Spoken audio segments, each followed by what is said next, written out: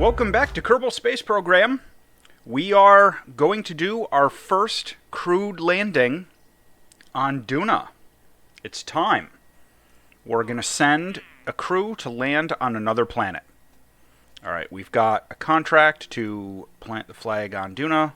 Let's check some other available stuff. I don't need to worry about that. Okay, so I'm going to show you something with this. I'm going to accept this contract to get science from the surface of the moon.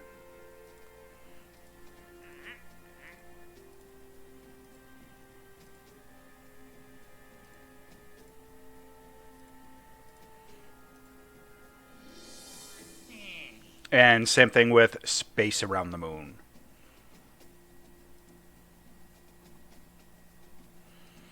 So what I'm going to do, now those contracts are great for some quick money.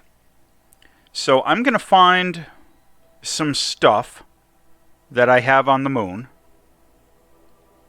like Muna 4 landed on the moon. Even though the diminishing returns are going to be so heavy that I'm not actually going to get any science from it, doing a temperature survey and sending it back to Kerbal will fulfill the contract requirements. Quick money. And same thing, I can switch to one of these satellites that is in orbit around the moon.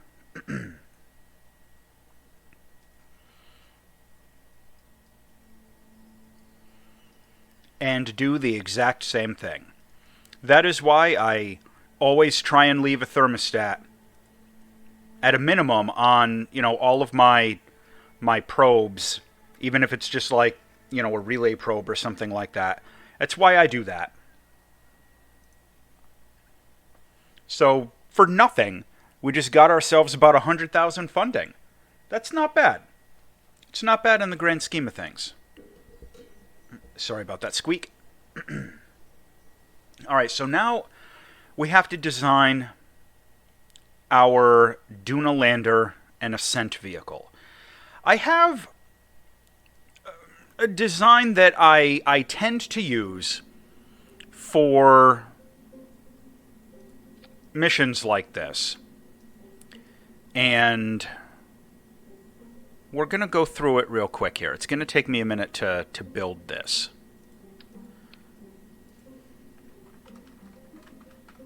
So I'm going to call it Universal Lander.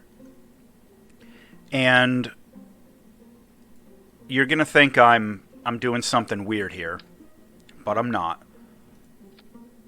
I'm going to build it below this probe core so that I can detach this whole thing and save it off as a sub-assembly.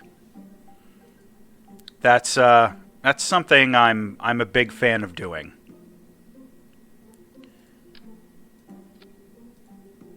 And I'm going to stick a probe core on it. The idea being that I'll be able to use crew members other than pilots in the future. So if I want to send a crew of like a scientist and an engineer, I'll be able to do that. Okay. Now let's make the bottom look nice.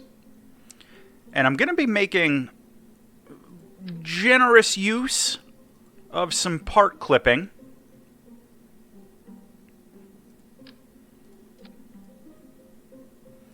Alright, now we're going to do... That looks like it's about the corner. Yeah, but I'm going to want that a bit lower. Now we're going to do some of those smaller, the Oscar B fuel tanks. These are amazing because they're very lightweight.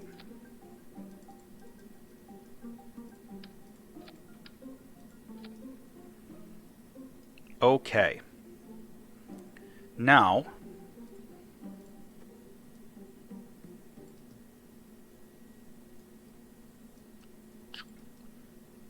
all right, that looks good.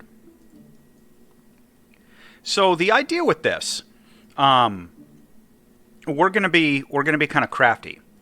We're going to use my favorite thing in Kerbal Space Program, asparagus staging, on our lander. Now, what this is going to get us is an extremely efficient ascent vehicle, so that we'll have enough thrust to ascend from any of the other planets, Moho, Dress, Elu, Duna, with the exception of Eve, and any of the moons. This vehicle right here you're looking at, this will even get you into orbit from the surface of Tilo. But when it comes time for Tilo, I usually add in a margin of safety. I do a similar thing with some radial-mounted solid rocket boosters to fill up these empty spaces. So that's one of the other advantages of this design, is I have some empty space here on the 4 cardinal directions there that I can fill with stuff later. And another thing that I do...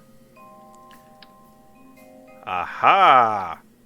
So the landing gear also gets jettisoned with our little tanks on ascent. So it ends up being extremely efficient. As I mentioned, I am a huge fan of this general design. I started... Geez, I don't remember when I started using this as a design. It was a long time ago. But I got used to this as like an ascent vehicle, and I've been using it for forever for a lot of stuff. A lot of careers have used this same basic design as an ascent vehicle, even if there have been some minor variations over the years. Now, we're going to do some safety strutting. We've already done some auto strutting, but, you know, always got to add more struts just for good measure. Safety first. All right, good. Now, let's get some scientific instruments on this.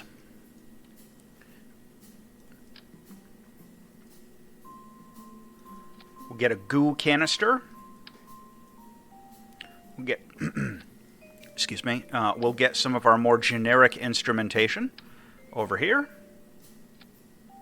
And we have space above the goo? We do.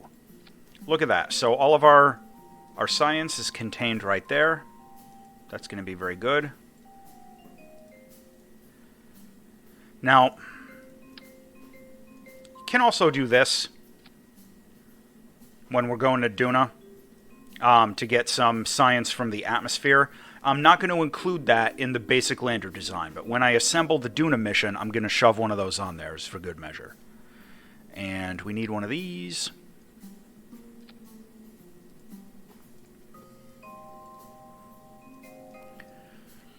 We are also going to need a fair amount of electrical power. Electrical power is very important in a design like this. I know you're shocked. So we're going to clip those in. And we are also going to do some solar panels.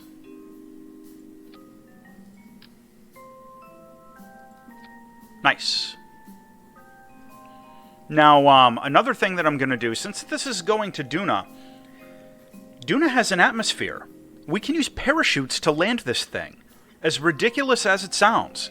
We'll only need to use engine thrust at the last second. We'll probably be able to slow this down using parachutes to, I don't know, under 20 meters per second or so. Very low speed. So I'm excited about that. All right, we're also going to need a fairly generous supply of RCS.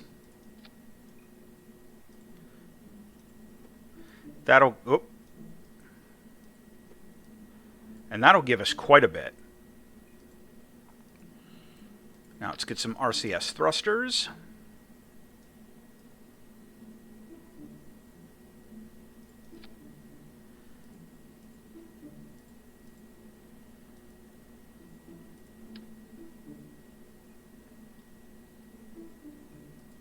There we go.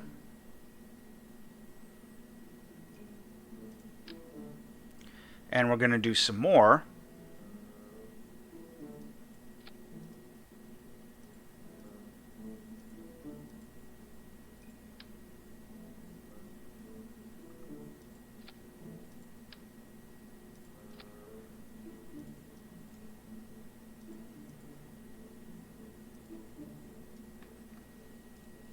Excellent. So that will help us quite a bit with orientation and maneuvering. One of the challenges with Duna and Lethe and Eve is the ascent through the atmosphere.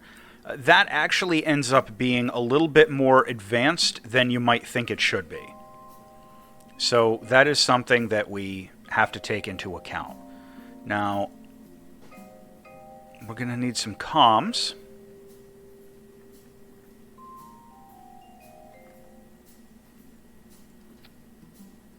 That should be sufficient.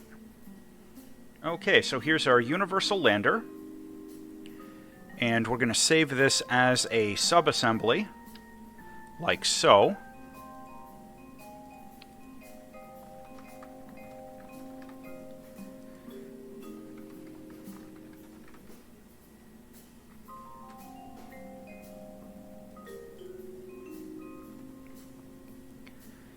And I'm identifying that as 2.5 meter because I will occasionally... Oops. I will occasionally go and... Whoop. Here we are. I will occasionally go and create a 1.25 meter universal lander for one crew member. For smaller missions with lighter, cheaper boosters if funding gets tight, that sort of a thing. Because these couple of missions we're going to be doing are not going to be cheap. Alright, so this is going to be the Azura 2 lander.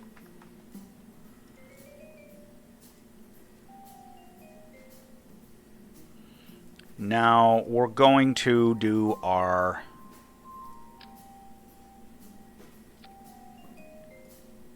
stuff there, and we're going to do one of these. Looks familiar, huh? Alright. So we're going to set up some control groups. Custom 1 will always be to grab the science. Custom 2 will toggle the ladder. Not bad.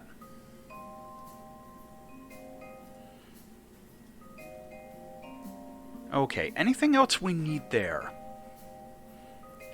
Well, we can do a surface scanning module just because we can. Why not?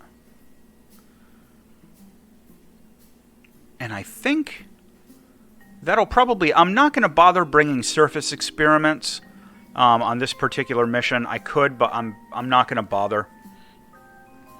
We're pretty close to maxing out the tech tree anyway. Oh! I almost forgot, very important component, landing lights. Landing lights are super important. Never leave home without them. I should have put those on the basic universal lander design.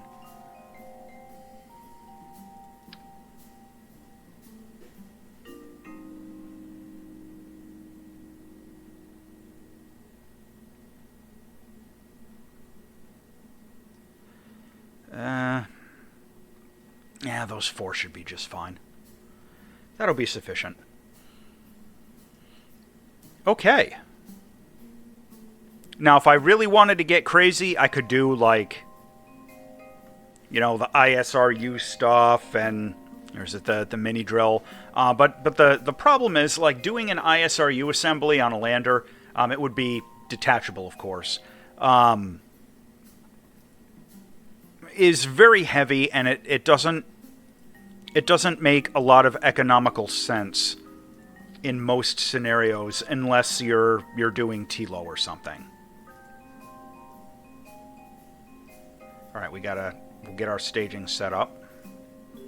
Ah, that is the other thing I almost forgot. Because this is going to Duna. We're doing parachutes.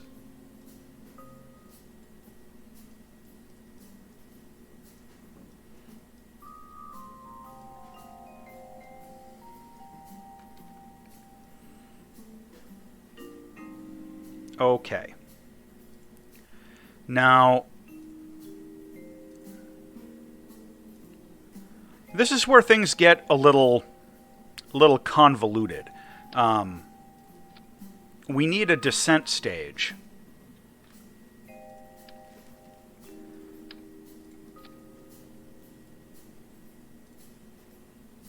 So I'm thinking... Where'd it go? There we are. This will probably be our descent stage.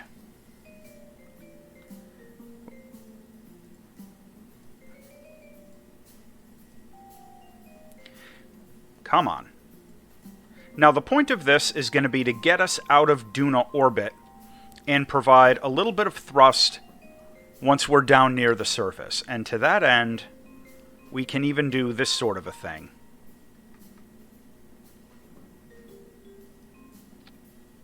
So that we've got a little bit of extra gimbaled thrust in there as part of that stage.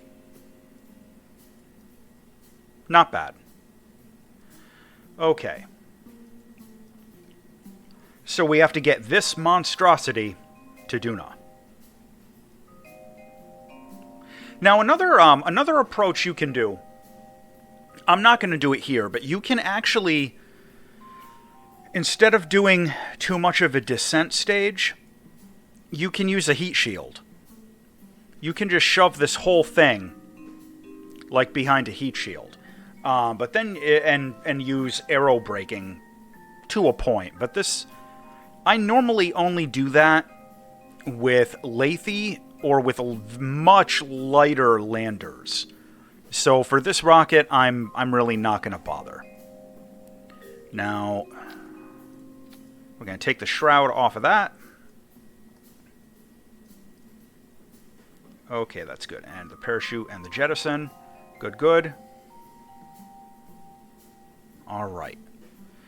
So now, we're getting this to Duna. First thing I'm going to want to do, give a little bit more rotational force. That's going to end up being relatively important. Well, before that,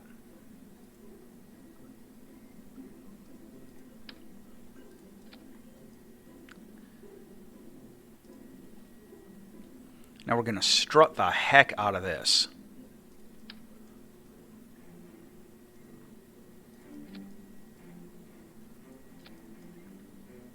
Yeah, that's how we do that.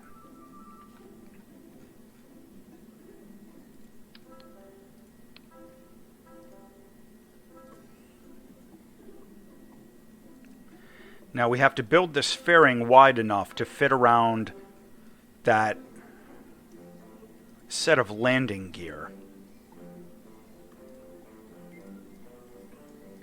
I don't like having such a bulbous fairing like this, but I guess it'll be fine. Alright, so now we need to get this mess over to Duna and have some Delta V to spare and all of that. Let me think about how I want to do that. I can do the nuclear stuff again. That's certainly more efficient. But this is going to be a one-way trip, because I'm going to do a similar mission profile to my first landing on the moon, where I'm going to send the lander with crew on a one-way trip, and I'm going to send the return capsule, which we've already built and verified, uncrewed, to wait for it in orbit.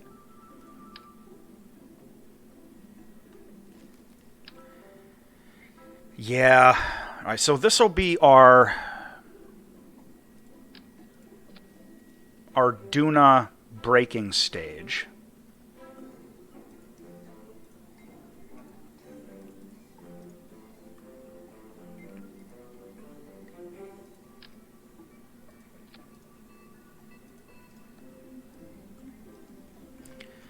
Okay, so we just have to get this to Duna. Now,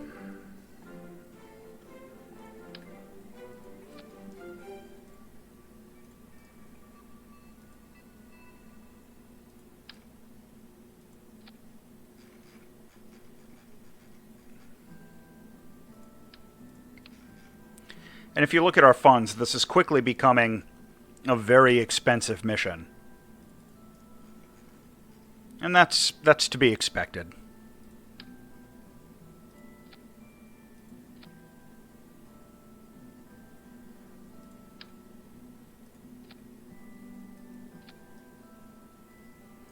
Just a little bit of extra strut in there. It's a nice trick I picked up a while ago.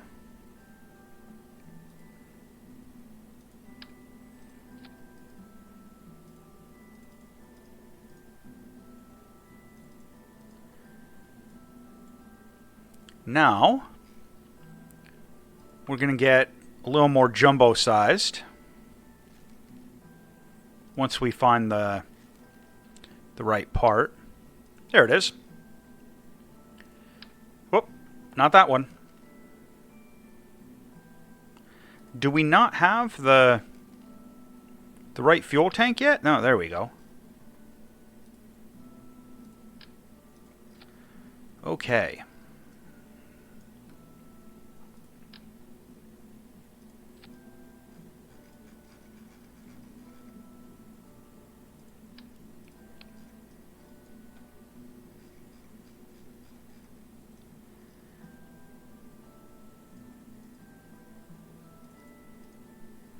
This is going to be one wobbly rocket.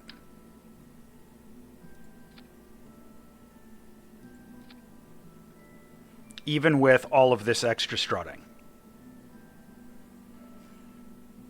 And I'm also going to have to give this... Well, let me do this first. Going to need some aerodynamic controls.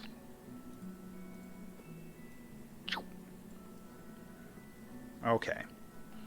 So I'm going to have to give this a little extra oomph. And that should be a fair amount of extra oomph.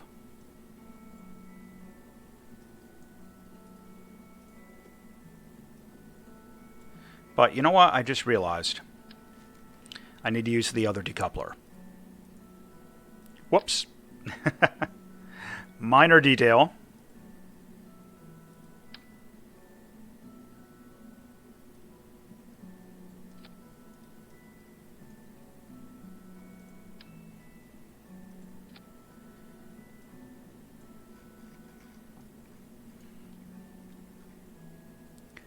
All right, let's get our...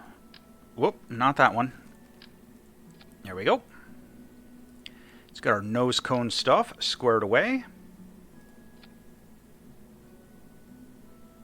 Get this all strutted in 10 different ways.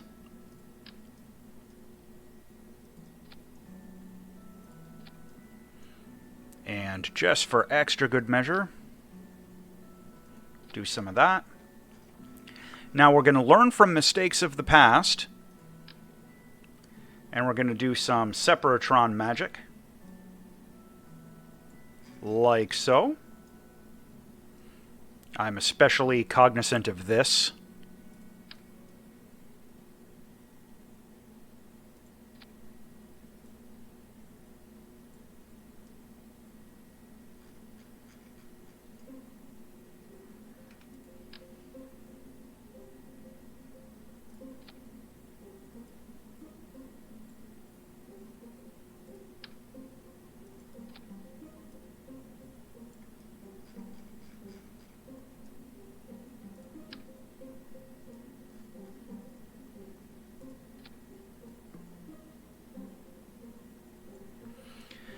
Okay, so this is why I'm always so insistent about like trying to get extra funding here and there when I can. Because look at this. This is going to cost us $250,000. So while it may look like I'm doing fine with my 4.3, this is going to be an extremely expensive mission to operate.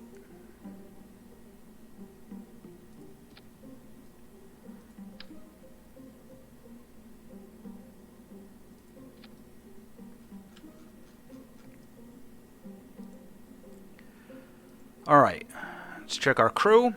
We're going to send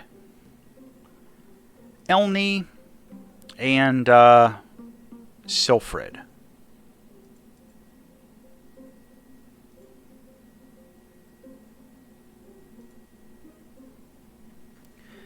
Are we forgetting anything? Yes. We are forgetting a little bit of extra electrical power for the journey there.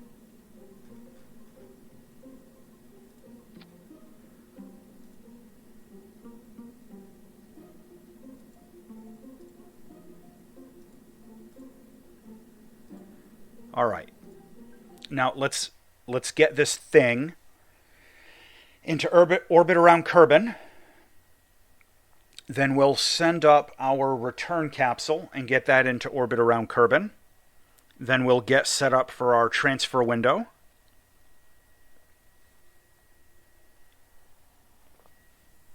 And hopefully this has enough Delta V for the one-way trip. I mean, I think it should. But as you've noticed by now, I don't really work out the math. I just kind of wing it, because that's half the fun.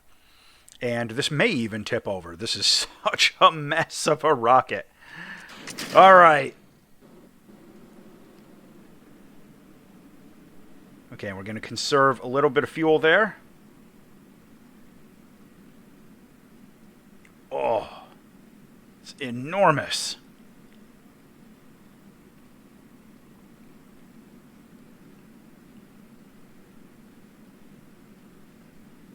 I had half a mind during construction to keep it 3.5 meter all the way up and use a 3.5 meter fairing, but I decided against it. This tank and the skipper engine, I like to use that for... Ooh, I forgot my gravity turn. I like to use that for a retro burn, for an orbital insertion retro burn.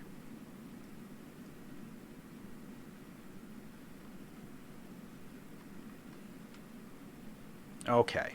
This is actually proving to be quite stable as a booster. I'm pleasantly surprised that this thing is working as intended.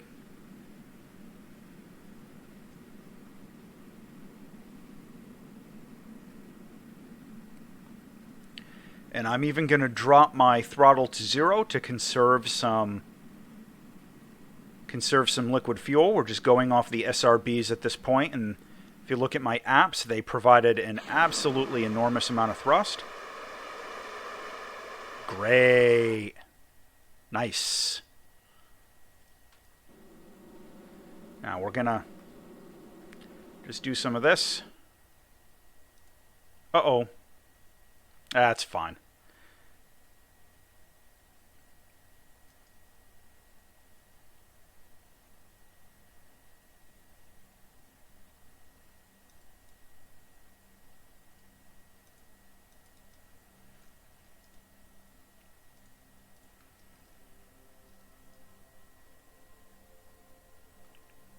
Perfect.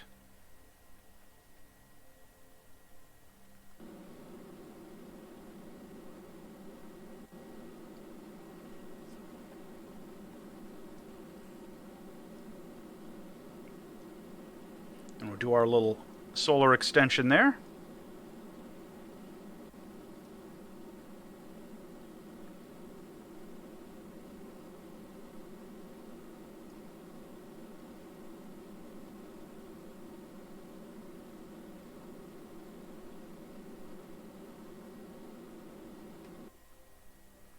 Okay.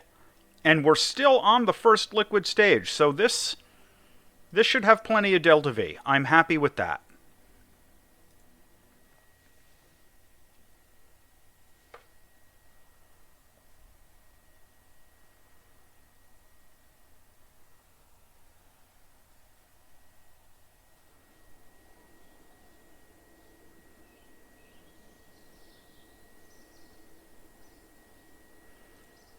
So now we're going to get our return ship, and we're going to have to be a little crafty.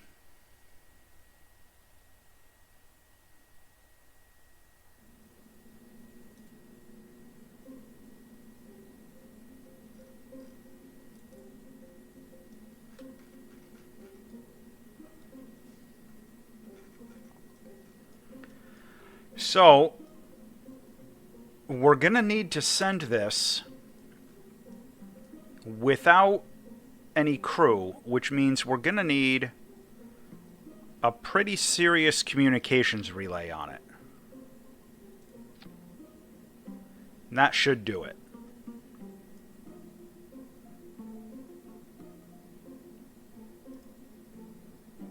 That should do it.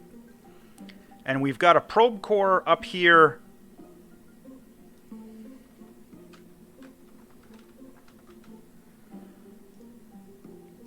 We've got a probe core up here on the little descent lander, which we'll also use a second time.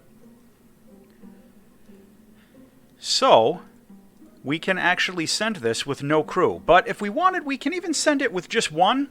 And you know what? I'm thinking I might do that. Because we've got room, since our lander only has 2 crew members, we can, as long as we're leaving 2 seats empty there, that's not bad. Okay. Now let me just check. All right.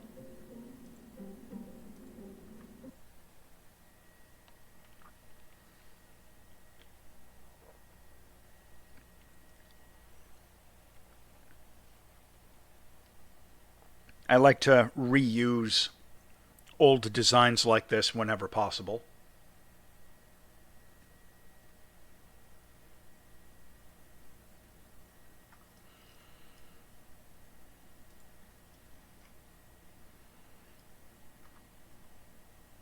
Kraken Insurance, and up we go.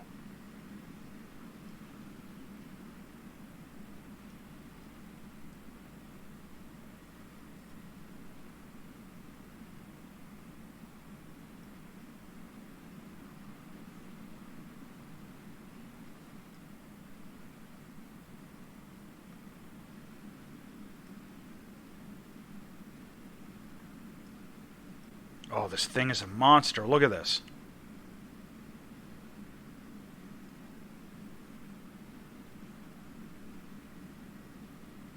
I would normally try to be doing a steeper gravity turn, but with a rocket this big and chonky, I really don't want to risk it.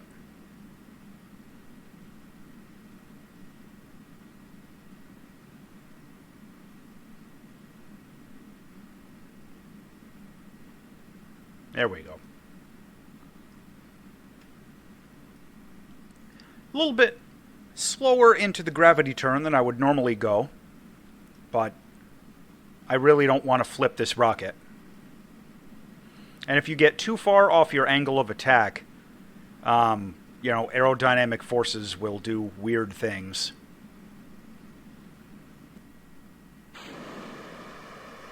Good, good, good.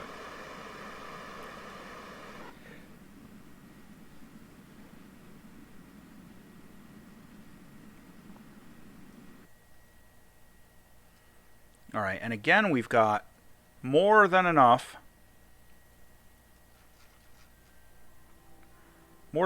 fuel to get this thing into space and get it into orbit up in the first stage with no trouble.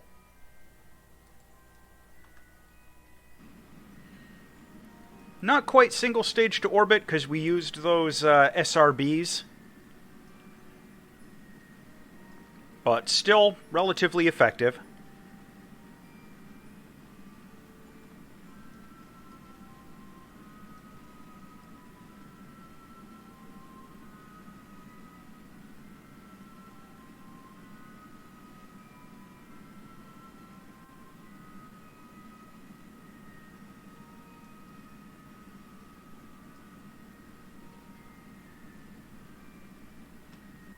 Okay, not bad.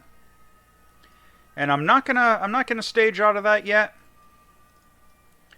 I'm still gonna keep that little bit of extra fuel we have left. And we are gonna add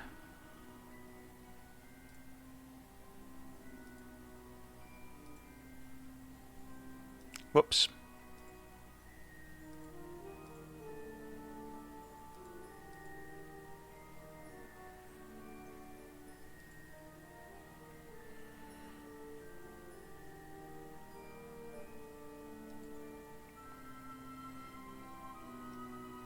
Oh, sorry about that. A little bit of an epilepsy warning there.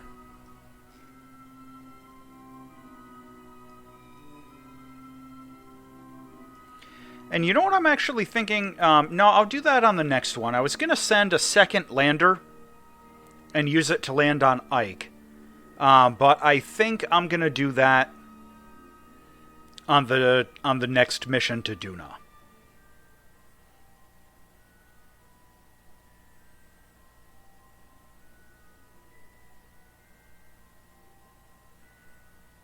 We are wasting an enormous amount of time, but that's fine.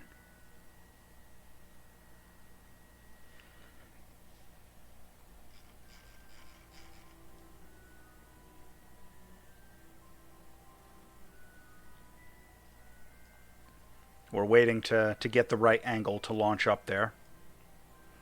Ah, yes, and our relay Sat-1 has completed an orbit, it looks like.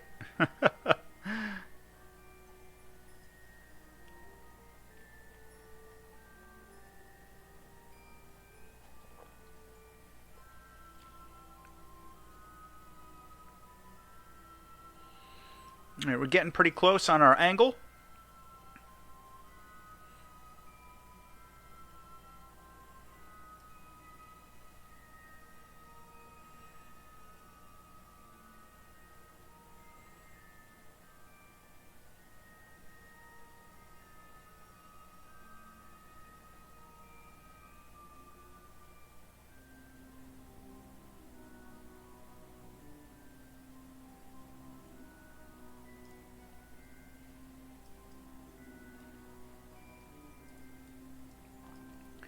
All right, that will about do us. Not optimal, but it'll be fine. Where do we have... Oh, do we... All right, there we go.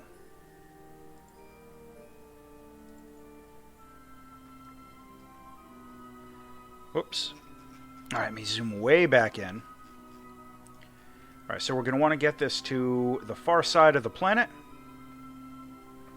Then we're going to do our escape burn to get out of Kerbal. And we will switch to our lander and do the same thing.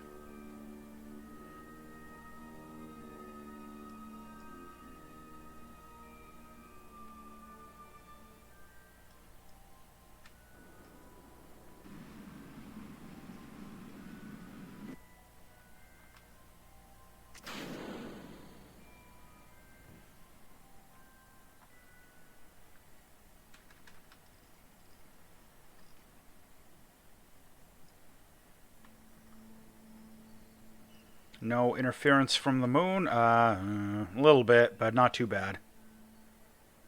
All right, there we go.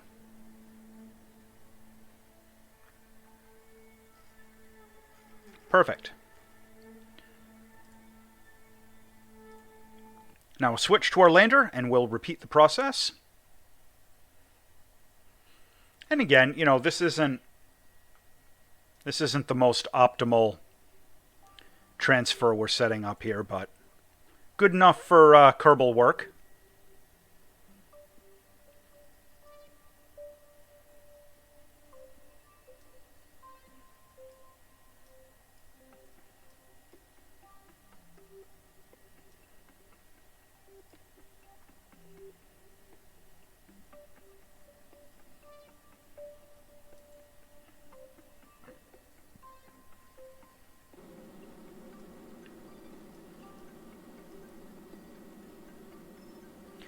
And by sending this on its own, we reduce our liftoff requirements for the return ship.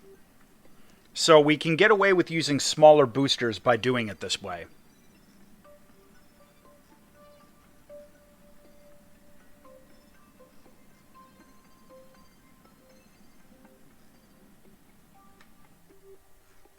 And you know what? Let me switch. Let me make sure that's actually going to escape. The patched conic is being a little... Yeah, alright.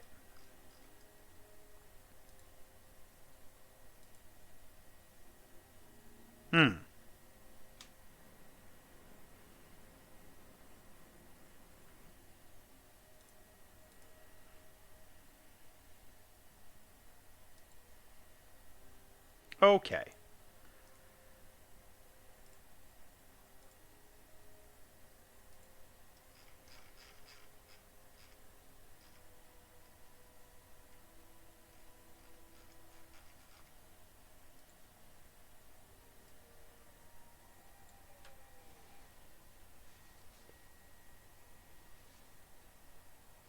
And we're going to do the same thing here. We'll use the maneuver tool here, which is it's a massive cheat, really. All right, that is. Wait a minute, what? No.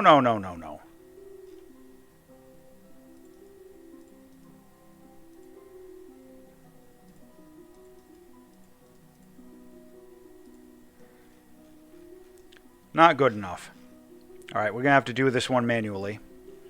I got to check the other one. It set a maneuver node like 3 years in the future. That's unnecessary.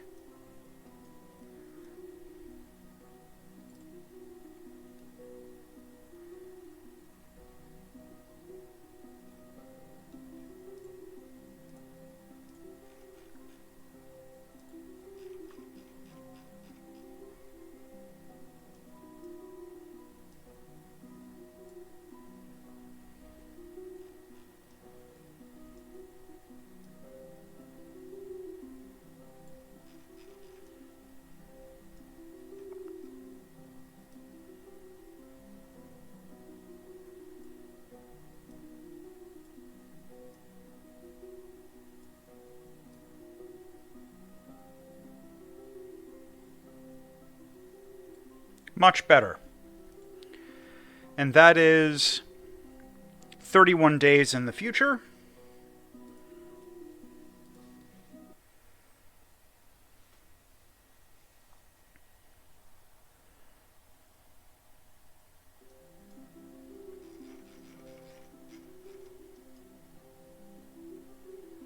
Yeah, 2 years. No. Ridiculous.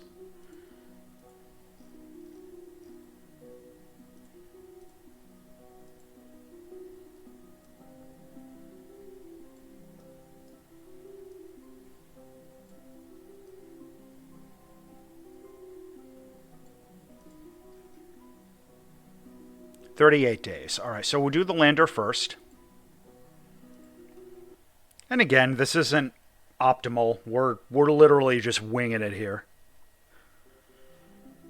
We should have a relatively decent margin of safety with all of this stuff.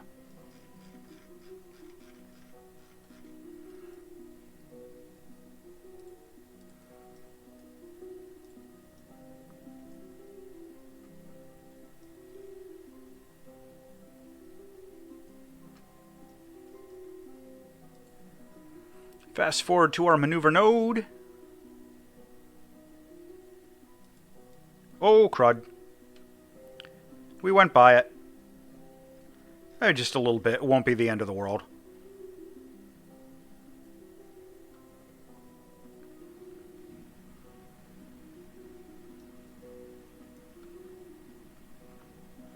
It's pretty much just a straight burn anyway.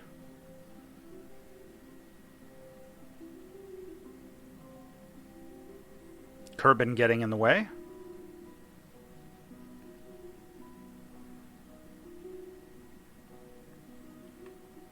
Some people like to try and plan gravity assists off the moon.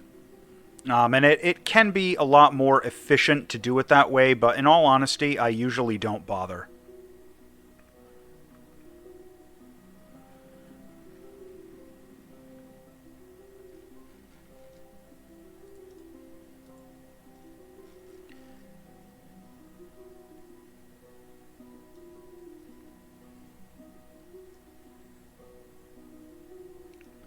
$314.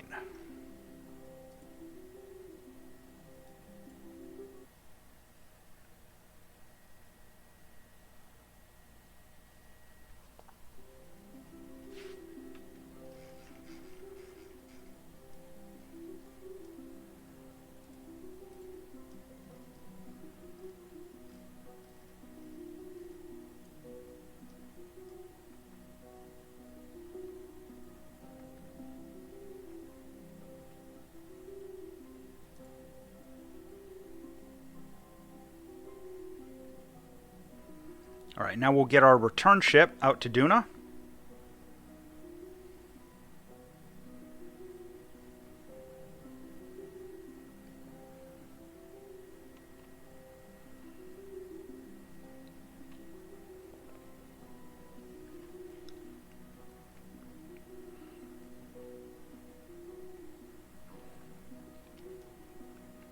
We're slowly getting there with that big chunky engine.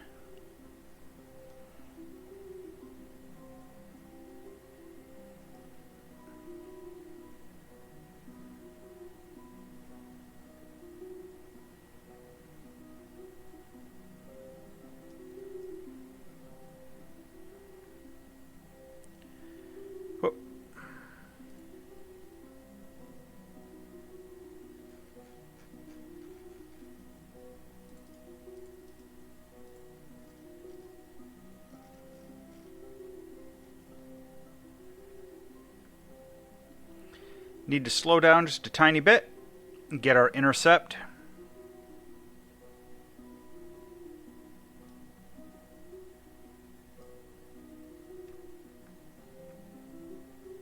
There it is. All right.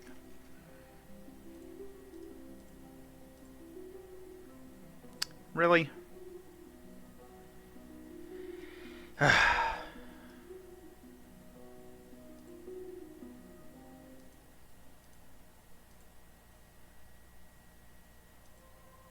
Let me see if that was it.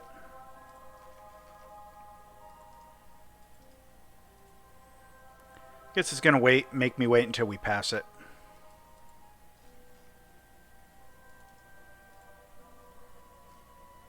Well, okay then. All right. So our lander is gonna intercept first. Oh, you know what? Before anything else, let me... Just because we can. We'll do a little crew report. Oh! We haven't done science in space above the sun? Is that possible? Huh.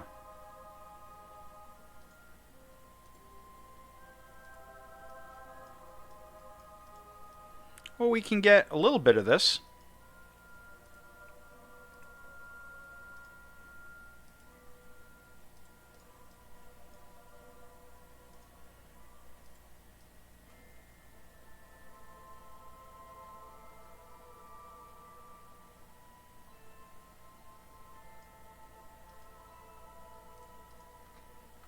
Okay. All right. Anyway.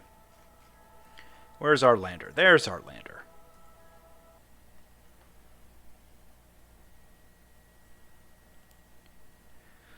Now, the entry trajectory to Duna is not super important for either of these because we've got an enormous amount of delta V to spare.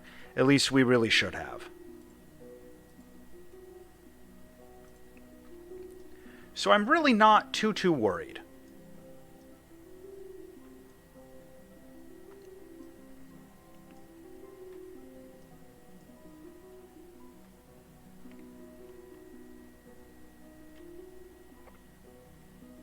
You know, we should we should easily be able to correct our trajectory once we get there.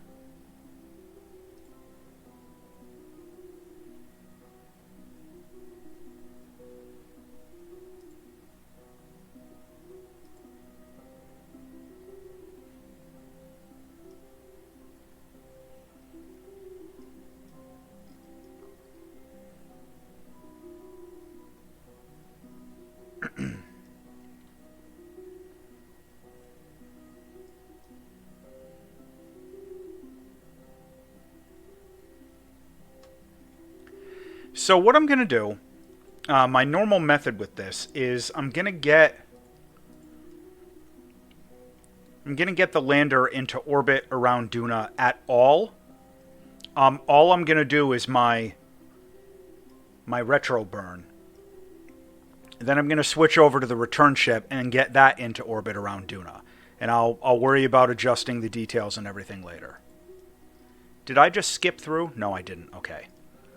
I got scared there for a second.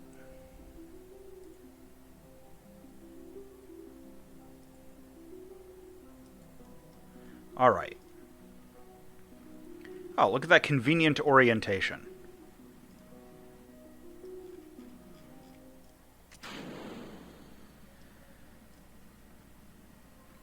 And we're going right according to plan. If you remember, this stage was going to be our Duna retro burn stage.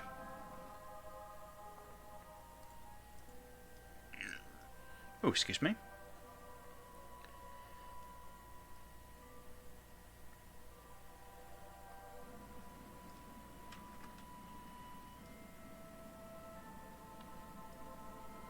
Okay.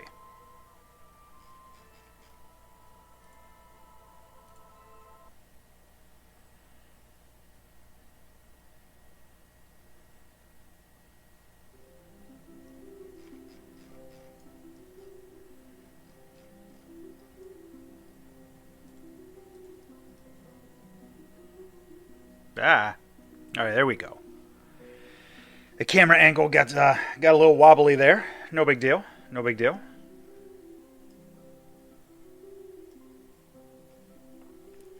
All right. Now we're at a kind of a strange inclination, but that's fine.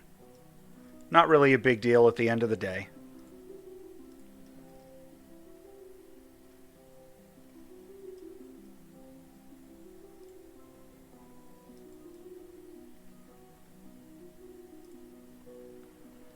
The inclination for the lander doesn't matter at all, because as long as we land in a good spot, we can adjust our ascent angle and have a lot more efficiency there in terms of like needing to change our orbital inclination or anything. The return ship, the orbital inclination is going to matter a lot more.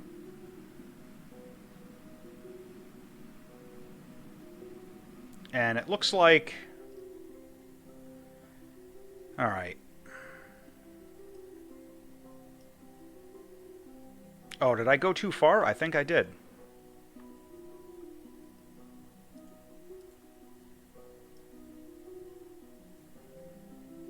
Yeah, oh, I'm going to be in a weird orbit. Oh, it's my own fault.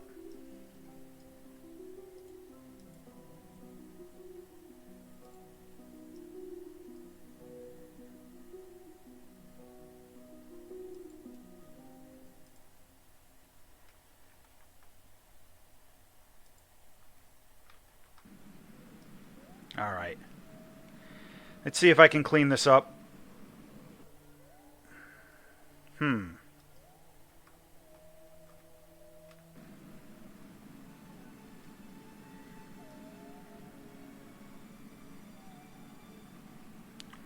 Oh, wrong way. Because I'm wicked smart. There we go.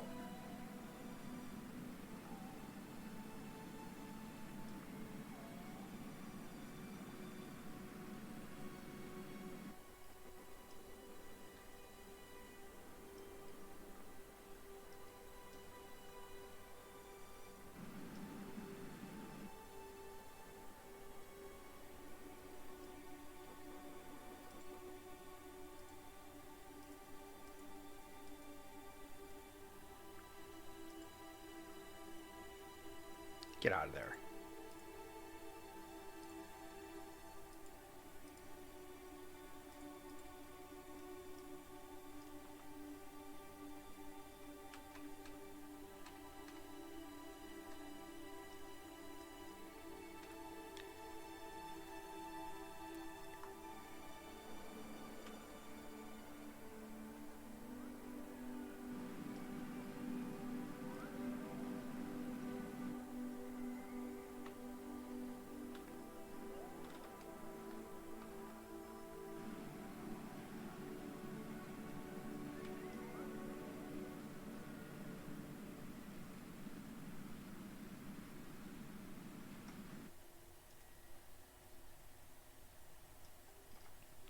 So all we're really doing here, we're just we're making our orbit a little bit more equatorial, so that it'll be easier to rendezvous from the ascent stage.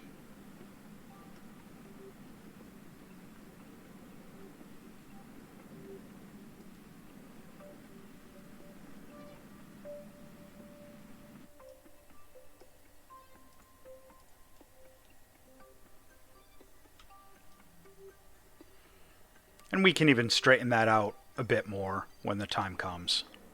But for right now, we just want to get our apoapsis and periapsis inside the orbit of Ike, because Ike has an annoying tendency to be a little bit of a slingshot when you don't want it to.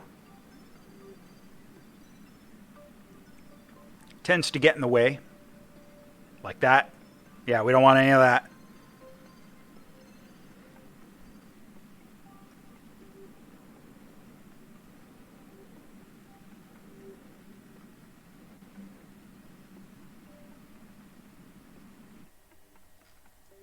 Okay.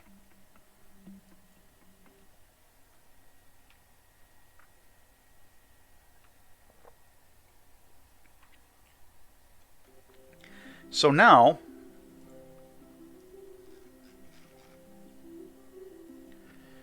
we're going to plan our descent.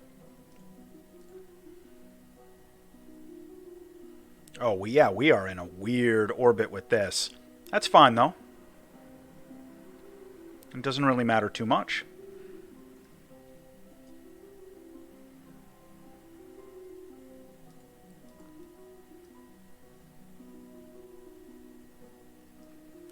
Now, the weird catch is that precise landings are a lot more difficult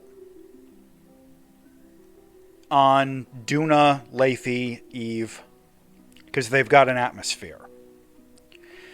So, trying to do a landing at one of these points of interest is going to be extremely difficult.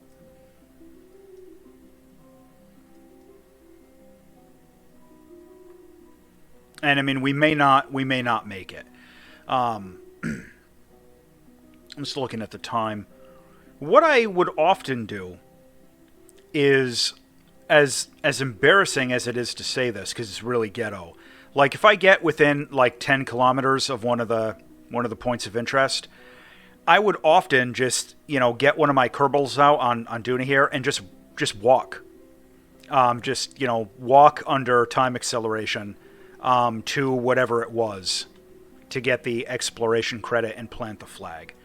I may or may not do that here and like time warp it and speed up the video. We'll see. But what I'm going to do is lower my orbit.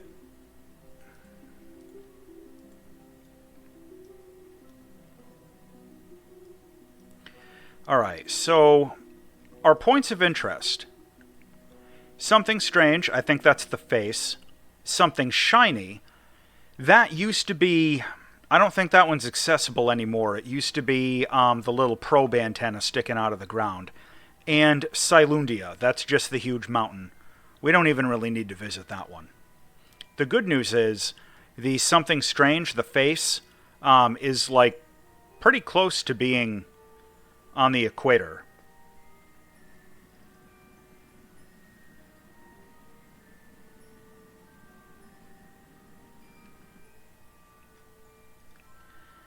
Now, let me see if I can I really don't want to burn too much delta V for it. Yeah, we're in like a weird backwards orbit.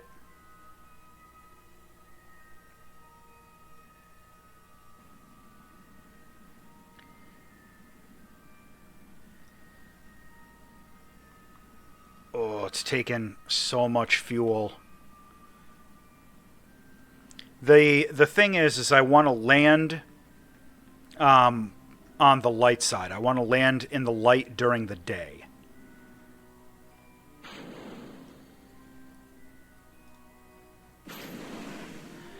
We're burning into our descent stage. All right, that's a problem.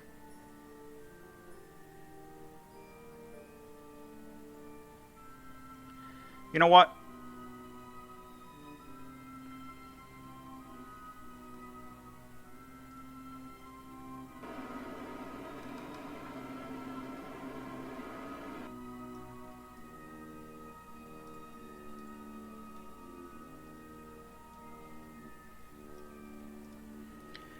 I'm just gonna... Oh, look at that. We got the eclipse from Ike. Hey, that's neat.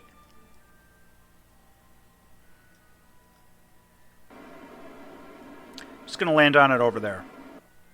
And I gotta remember I'm orbiting backwards, so it's weird.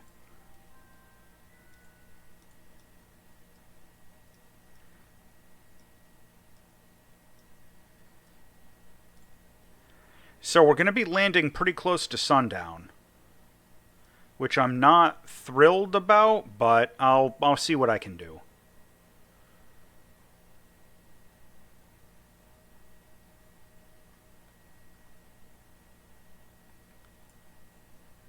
Okay. All right, here goes everything.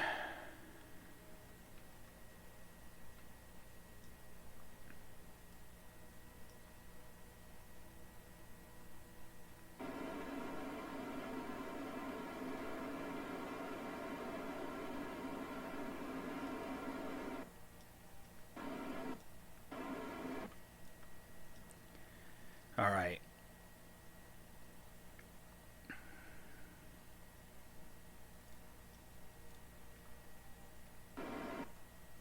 I always get my nodes backwards there.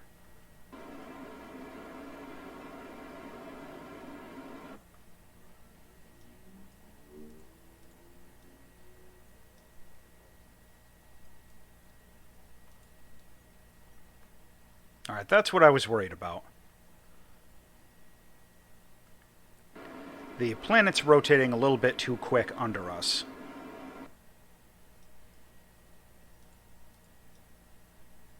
And we may miss, which is a problem.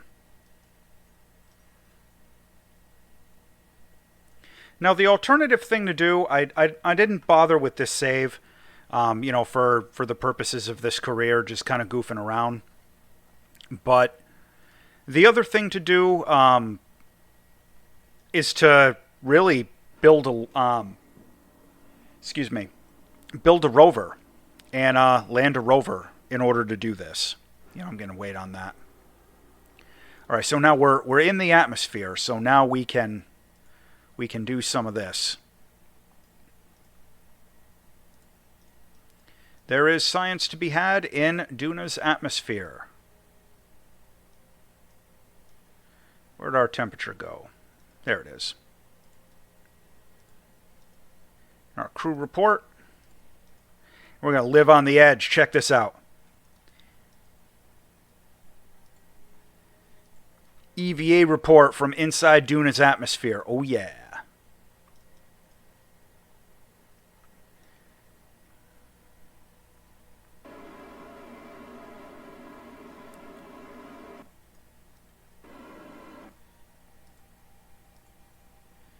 Yeah, I think we're going to miss. I haven't done a landing, a precision landing on Duna in a long time.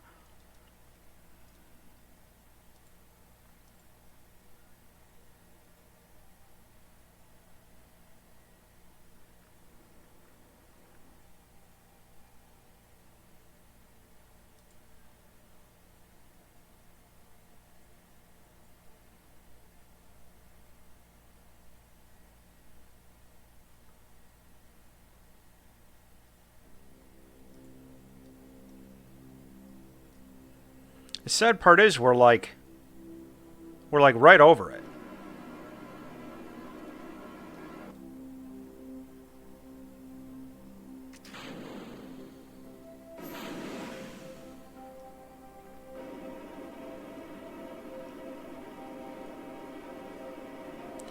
I don't know. This is really risky. Yeah, I think that's it back there.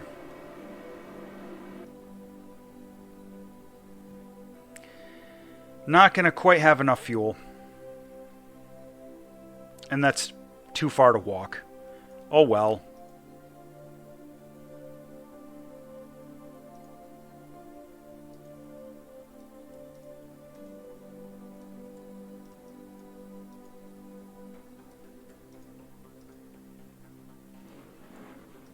There we go.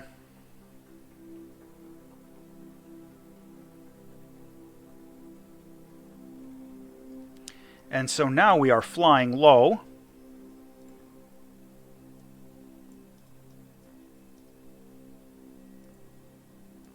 We can get another quick round of science.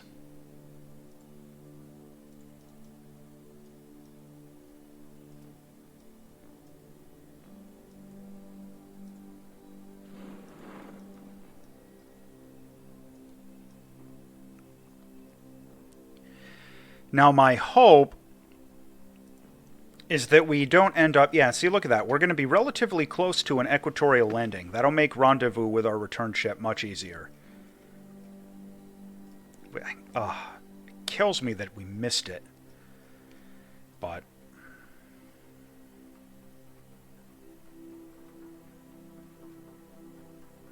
Now the real trick is going to be whether or not we land on a slope.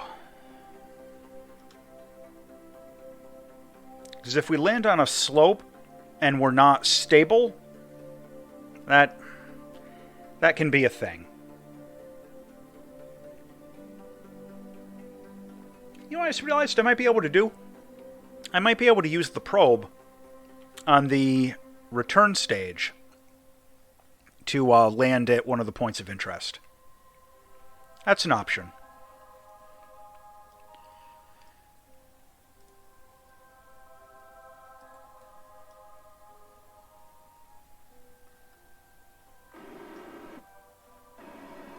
Yeah, see, we're only using a little bit of thrust at the very end. Oh, we landed on very good terrain. Oh, this is great. Beautiful. And Kraken Insurance. We didn't even use too much fuel. All right, which one of you wants to go first? We'll let the scientist go first.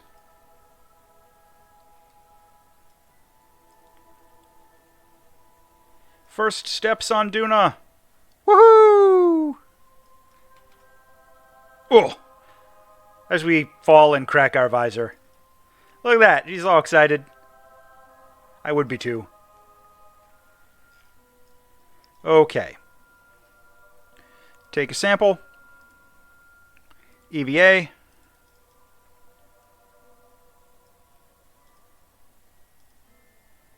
Oh, whoops. And I should be able to reach it. Yeah.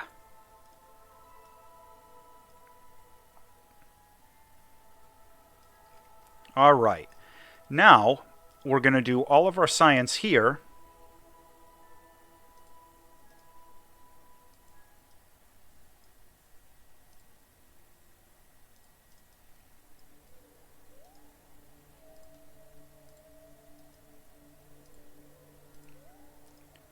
Nope, not you.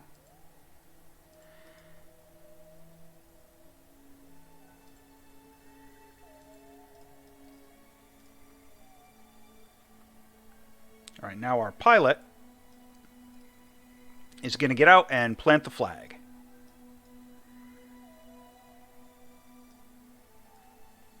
But we are also going to jump, get an EVA report flying over Duna's lowlands. Look at that. Quick, easy 40 science just from jumping up in the air.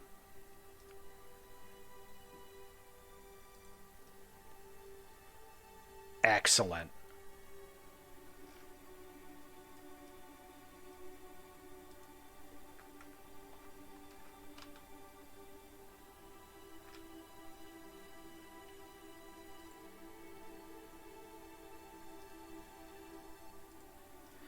I almost forgot something.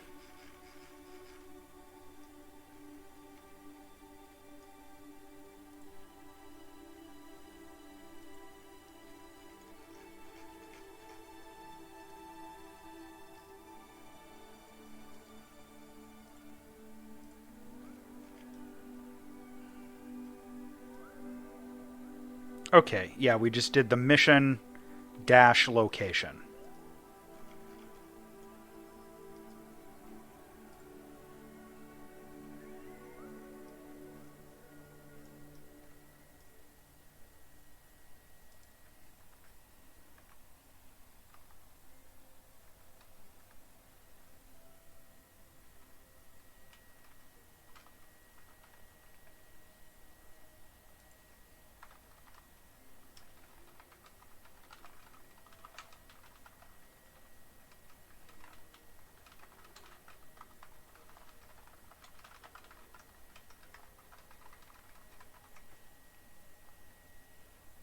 Excellent.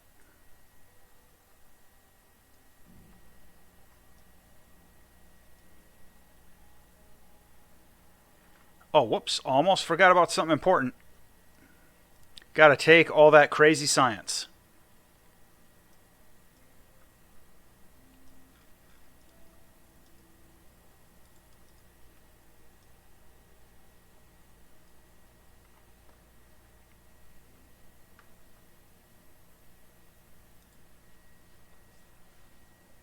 And just to reset our view, the quickest way is to go back to the tracking center.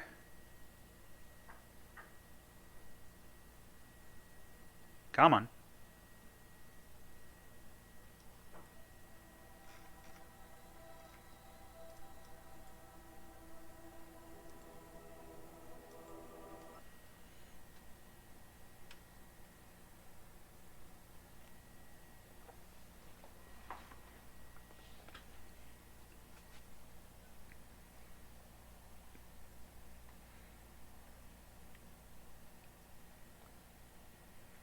So now it's just going to be a matter of doing our ascent to a good stable orbit, and we can rendezvous with the return ship, which won't really be any trouble at all, I don't think.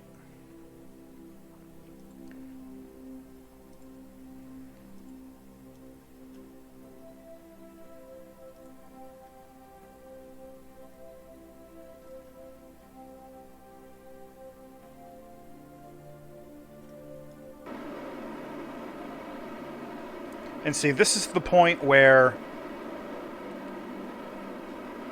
if we were really having any trouble, we could just correct our trajectory on ascent. This is almost going to be an equatorial orbit just as soon as we get up there.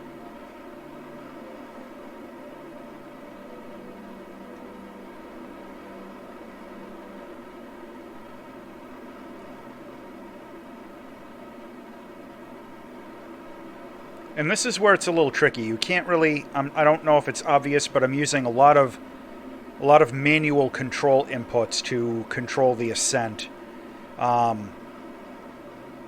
Because Duna's atmosphere is a thing.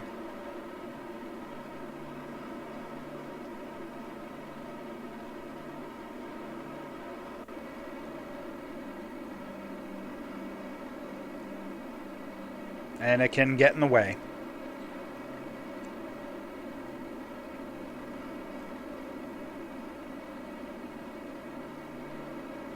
But we're doing good. Just about ready to jettison our little ascent boosters. There we go.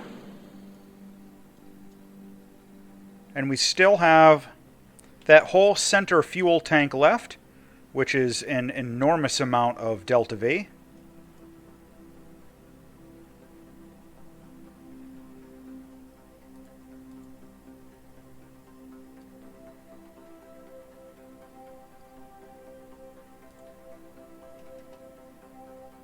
Come on.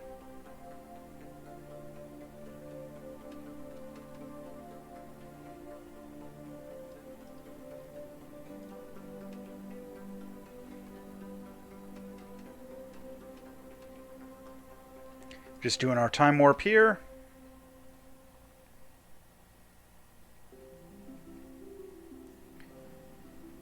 Whoops.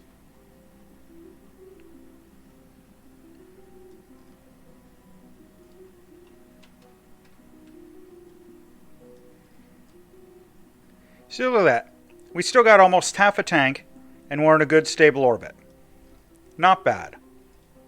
So now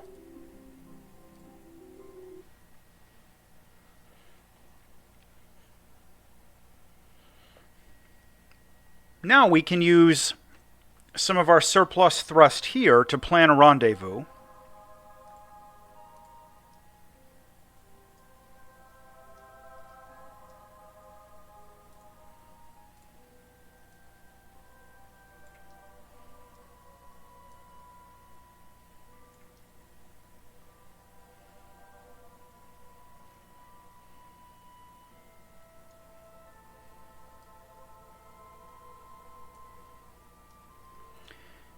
Not too much delta V.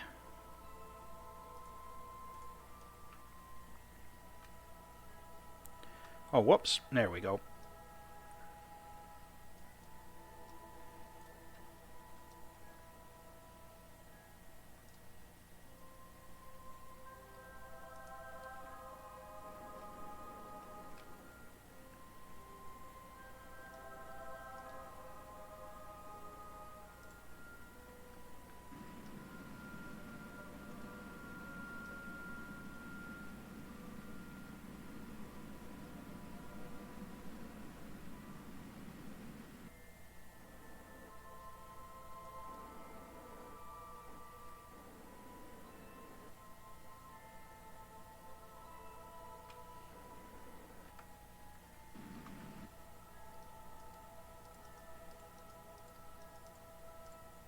Alright, so now we're just going to do a retro burn, get us a little bit lower.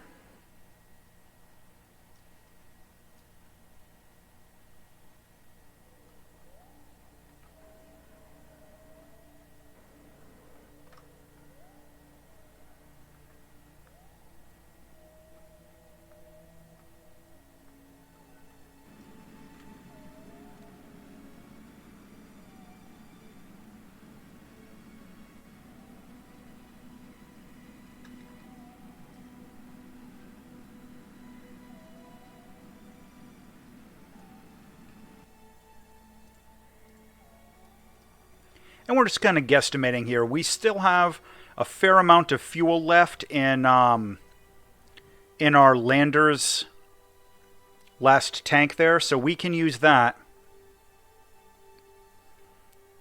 We'll switch to the lander to actually conduct the rendezvous.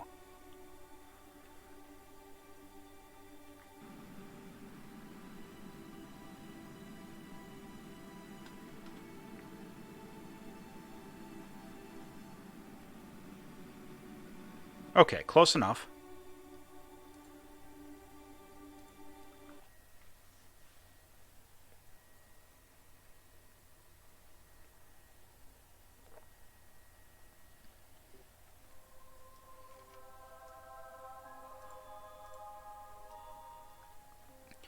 All right, let's take a look. Get to about here. Then we'll correct our trajectory a little bit.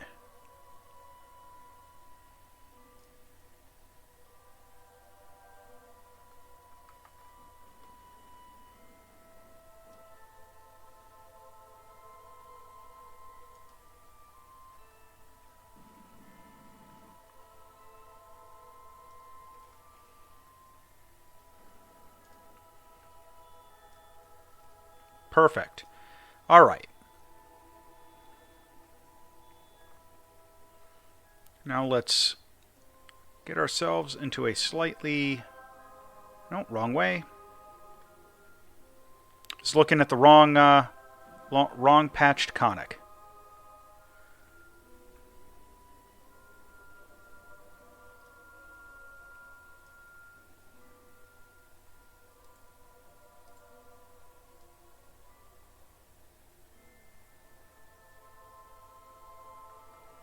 And again, plenty of fuel, plenty of fuel. 90 and 73. We're doing fine.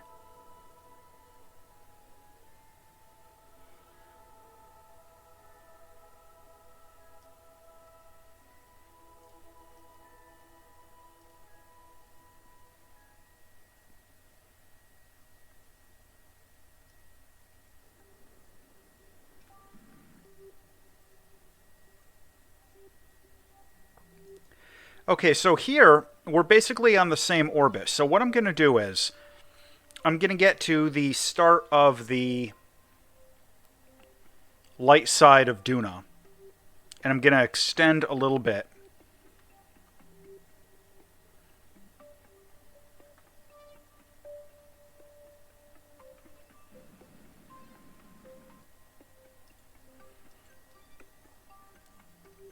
So that we will slowly, over the course of a few orbits, allow the return ship to catch up with us. And this way we'll be doing our rendezvous on the light side, which makes things a lot easier. So let me just...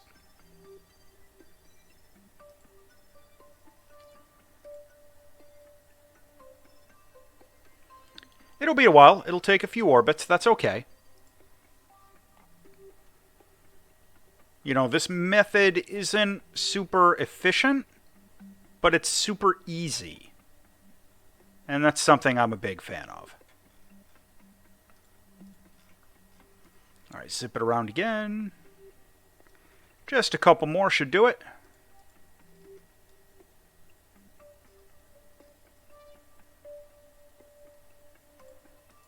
Whoa, whoa.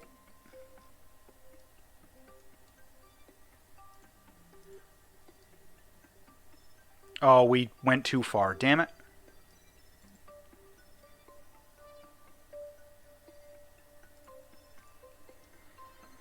Got a little overzealous with the time warp. It's alright.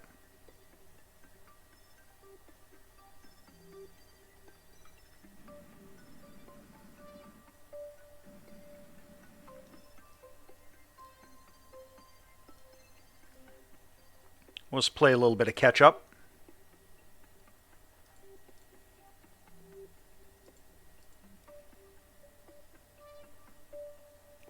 There we go.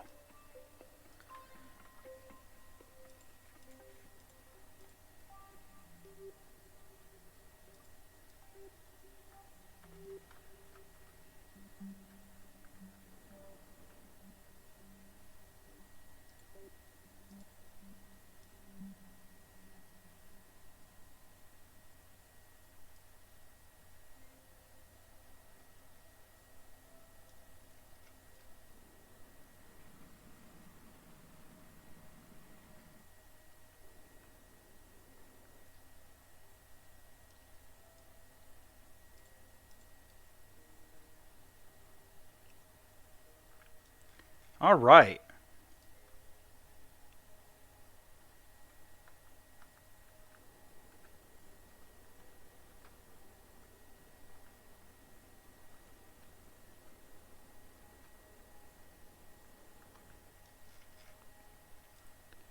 All right, so now we're in a fairly good position.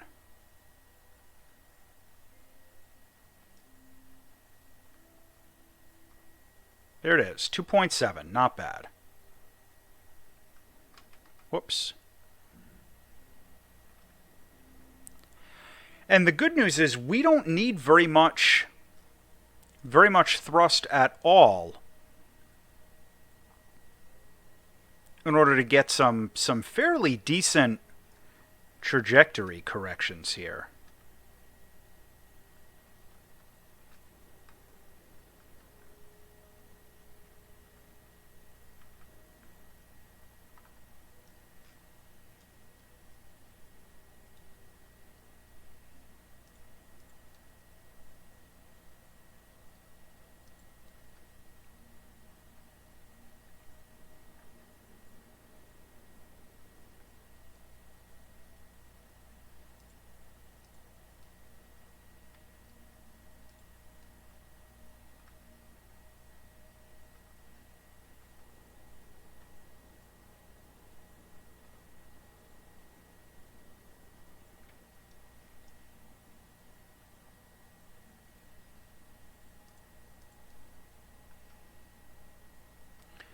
Whoops.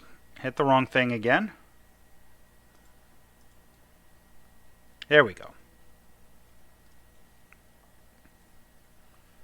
Right, now we're getting relatively close.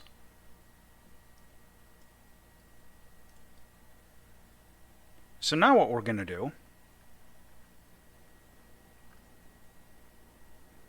is we're basically just going to match speeds and try and hold station.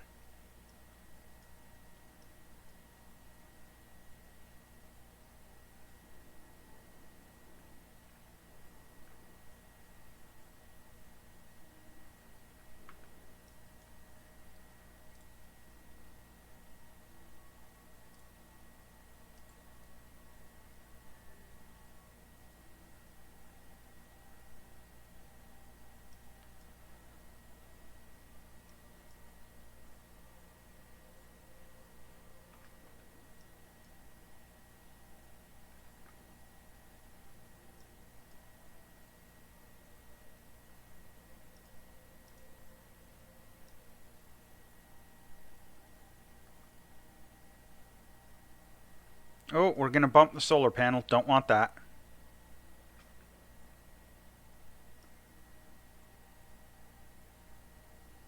There we go.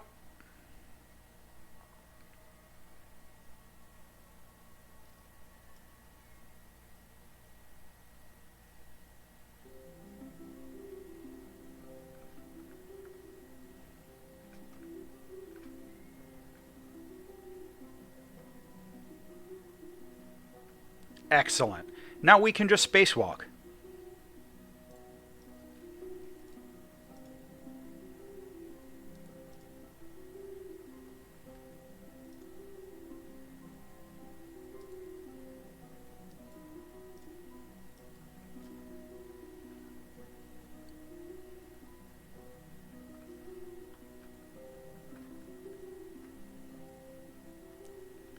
Awesome.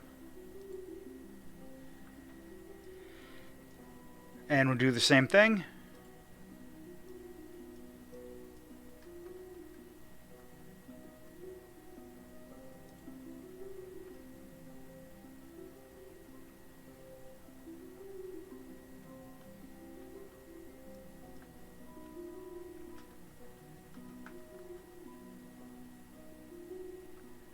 How about that? Now, we still have probe control. So we can remove our target and literally just put this thing on a suicide burn trajectory so that we're not leaving space debris. And that'll go in and crash on the surface. Now, we can also deploy our probe. And look at that.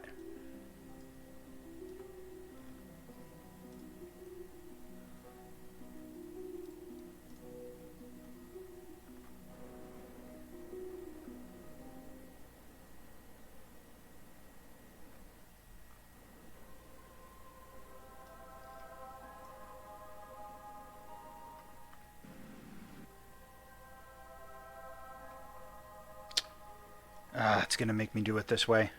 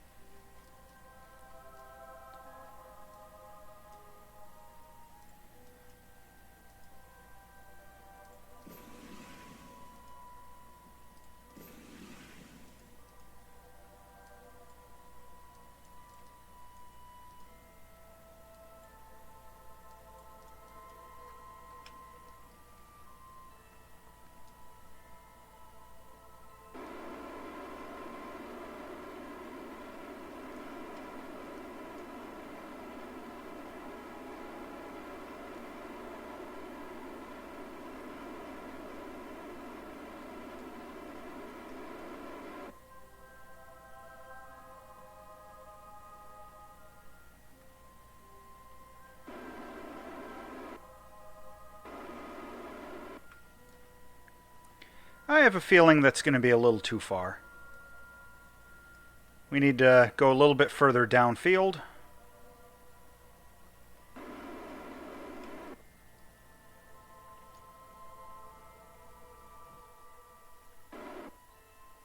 Always doing it wrong.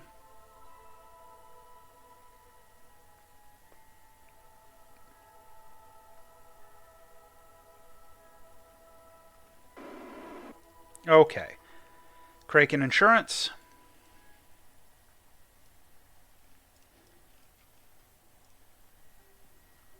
Our little probe that could.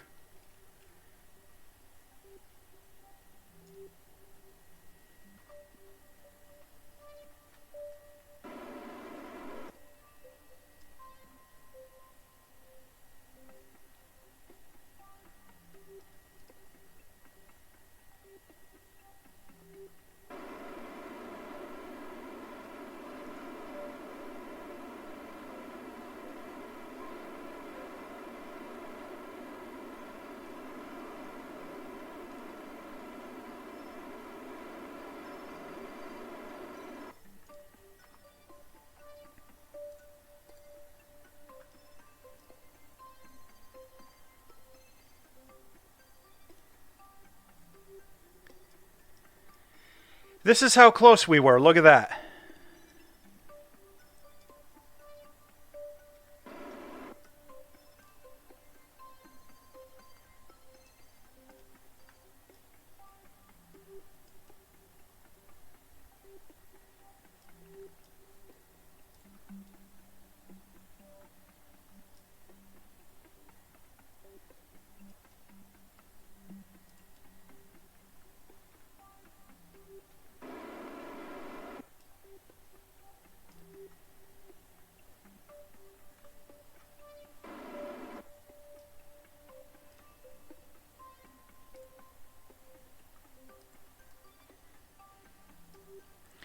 Yeah, and see, the heat shield is having an impact.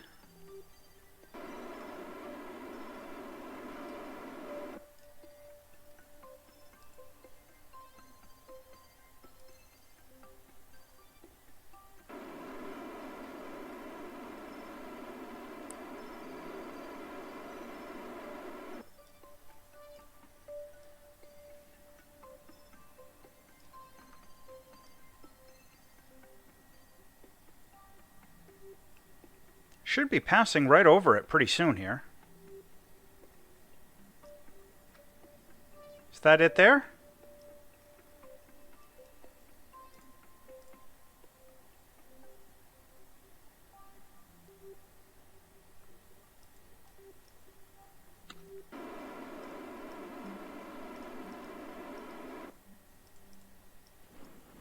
Oh! Oh! Couldn't quite get the parachutes out quickly enough. Fail. Let's see how close we were. I think that might have been it right there. Oh well. We were close. Oh, whoop. Oh, I guess it's gonna make us do it this way.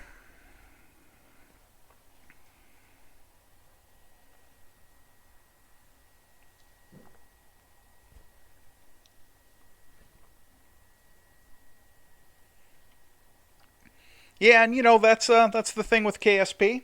Sometimes things blow up, sometimes they crash.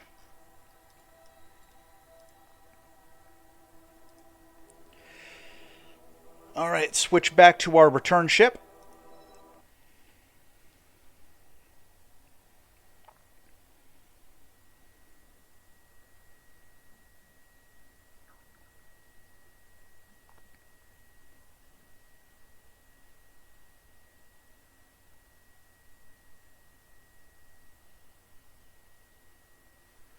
Okay, so we have been going for a while, so I'm going to call this an episode. Make sure to check out the next one where we will return home from our first landing on Duna.